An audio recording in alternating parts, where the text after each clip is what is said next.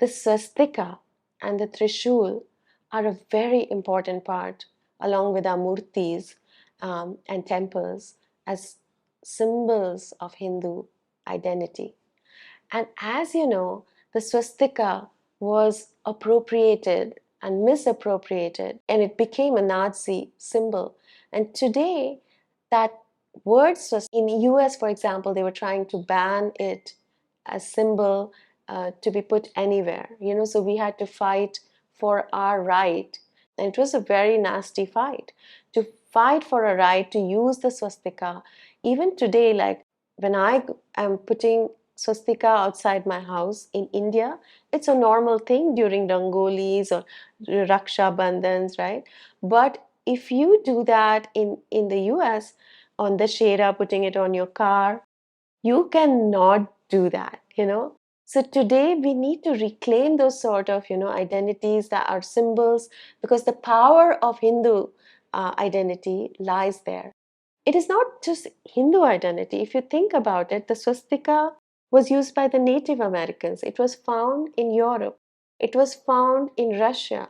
It was found in Turkey even. It was found all over the world, in Buddhism, in Japan, everywhere. In Japan, in fact, wherever there's a temple, if you look at the map on Google Map, they have a swastika drawn there. So the point is that this is an identity of what existed before the red, white, and green forces took over. I think I spoke about that earlier. The red, white, and green forces of communism, Islam, and Christianity have taken over all of the world today. The political power all over the world rests with them.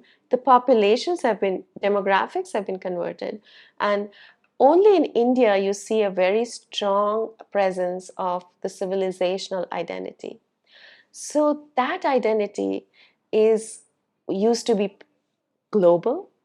The swastika being global also means that that identity, that civilization, used to be global in some form or the other. And the Trishul, if you look, that is the other second symbol which was taken and given to Satan, Lucifer, right? Trishul was held by, I think, Neptune, by Triton, in Greek and Roman theology, by Zeus, right? So Trishul, aap dekhoge ki it was all over, again, different religions.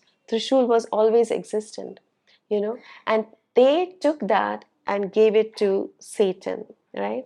So the idea that the swastika, the Native Americans are told you cannot use swastika in your prayers anymore. Public prayers, you cannot use swastika, and they listen to it. Hindus, on the other hand, have never listened to it.